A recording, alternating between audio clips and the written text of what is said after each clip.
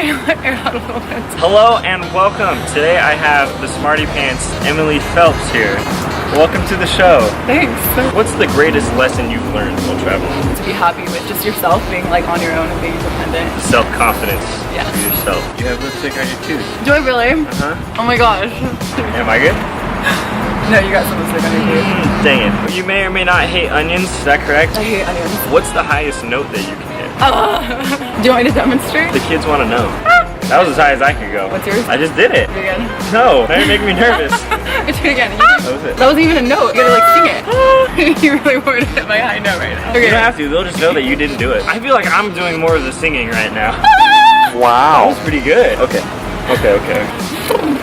You know? You were in the modeling industry, is that correct? I was. What did you like? What did you not like? I met a lot of awesome people, a lot of really creative people in that industry. So I enjoyed the opportunities that I got. I didn't like when you're signed with an agency, like they kind of control like your time and stuff, and just the pressure that a lot of girls have. So what advice would you give to girls who struggle with seeing themselves as beautiful? No matter what this generation or like the modeling industry or this culture tells you, you are beautiful and you are beautifully made in your own way, and you don't need to compare that to what you see in the magazines, because a lot of that isn't even real. Every girl has something unique that they can offer that makes them beautiful. How did you learn to like not compare yourself to other girls? It was hard for me, like as I got more consumed in the industry. It's easy to compare yourself to people, but once you know whose you are, I feel like it's easier to just embrace that and know that you are loved no matter what, and you don't need to compare yourself to other people. You found love while traveling, is that right? Read my blog. Maybe. I did. How'd you fall in love? I learned to love myself in a different sense than, you know, like the modeling industry culture of like self-absorbed. I feel like I learned to love myself for who I really was instead of who I was like trying to be for a while. With that love, I was able to like love others more properly, because I feel like that's a big part of it. You gotta love yourself first. When you were in the modeling industry, I did a lot of research for this, just so everybody knows. You wrote about how you were constantly surrounded with people, but you still had that like feeling of loneliness at times. So how did you overcome it? You would think that for a lot of girls who like maybe aspire to be models or be in that scene, it's like if I had this then I would feel better about myself. If only I could like look like this girl, or if only I could have these opportunities. And in a lot of ways I feel like it's even more lonely in those scenarios. You can't avoid the loneliness. I think loneliness like makes you grow, and if anything, it was through my loneliness that I was able to find God. I would say like pain in a lot of ways can bring you closer to God, and I think because of the pain that I experienced, it was God's way of like letting me know that I need Him in my life, and I think honestly that could be the best thing God could ever do for you. Would you say that's how modeling industry shaped your faith the most? It wasn't just like one thing, it was kind of overall God's plan. You know, you don't see the bigger picture in the moment, but then after you look back and you're like, wow, all of that happened for a reason. At one point I had a lot of things that a lot of girls could like look at as like the life in this culture. Everyone wants to like be going to all these parties and events, look like the girl in the magazine. I hit a point where it didn't fulfill me very much. I was actually more broken than ever, probably just because I felt like I was needing to measure up to all these things. There's temporary like satisfaction with it, like, you know, it's fun, you get cool opportunities. Eventually you take a look at life, like what really matters, and is all of this that's draining me really worth me feeling this way? Dang.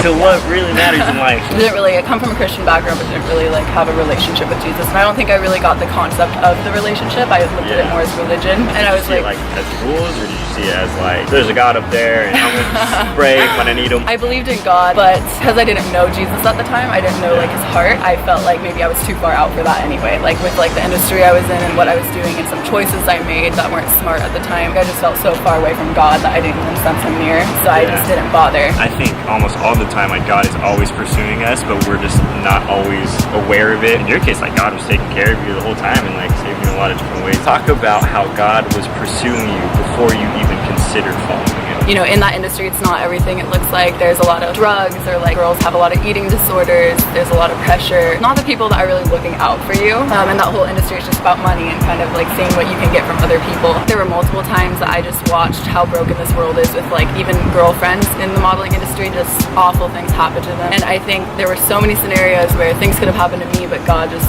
really had His hand on me. I mean, I wasn't ever like this like lost soul in a sense. I was like going crazy, but I didn't know Jesus at the time, and His timing's just so crazy. crazy because you look back and you're like, wow, God is good. And I think a lot of people that are going through dark times may question God or may not understand it fully until you look back and then you're like, wow, like this happened and this happened. Thank you, God. Yeah, thank you. Really Like, you know, it's not God who lets these awful things happen. It's not that he wants those things to happen to you, and that's not who he is. If anything, just like holding on to him during those hurtful times, like he's able to give you like a peace and heal you and take you out of that. So what's your life look like post Christ? I mean, I'll still like model for some clients here and there. I don't mean to make the modeling industry sound like this like awful destructive place, because it really doesn't have to be. It really is like just staying grounded in who you are and whose you are. It's like in the swimwear market and like the lingerie market and stuff, I didn't think of it as I was doing anything wrong or that it was like I was going against God, because at the time I didn't know him. But I think now today, just living my life for God. Oh my gosh. Why? Ew, I hate June bugs. Oh, he's coming back. Is he really? He's coming back. Stop. Ew, they're everywhere. They always attack me It's at not once. even June. Okay. Interruption. Where was I? That June bug came in so hot. I was so distraught for those 20 seconds. You are a little more intentional with who you work with too, right? I think especially in this culture, like it's considered totally fine to just kind of throw yourself out there and anything to make money. I think that it's rare for someone to kind of go against the current and say, you know what, like this isn't what I'm comfortable doing. And even if you are, like I found like myself when I was immersed in like the industry, I just didn't care as much to protect like my image in that kind of sense. But now after knowing Jesus, I just feel like it's important to really like protect your image in the sense that you're God's child. You don't have to be like putting yourself out there to get attention or like approval from people. Yeah, I believe that anyone with over 10K on any social media platform is an influencer. What does being an influencer mean to you? I think that was another big transformation for me, is like social media is so big today. So big. As a social influencer, I just think it's like setting an example, like because people like do look to you, believe it or not, and I think that since I've given my life to God, like if you know me, like you can kind of like see the transformation.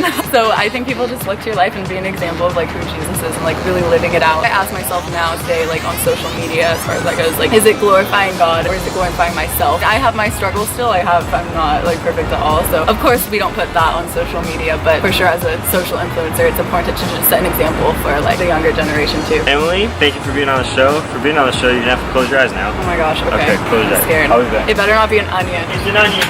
Oh man. I'm scared. I'm really scared. It's not an onion. It's dark chocolate. Oh, yay! Oh. Thank you. Dark chocolate's my favorite. Dark chocolate. If you read my blog. Peanut butter, green tea, all of those. Oh, right? you keep up. You do your flowers? research. I think flowers is I on do there love too. flowers. Well, like this video, subscribe, and follow Emilee on all of her stuff. Sweet. At Emilee Phelps with 2 E's at the end. Oh, Emilee. Thanks for watching.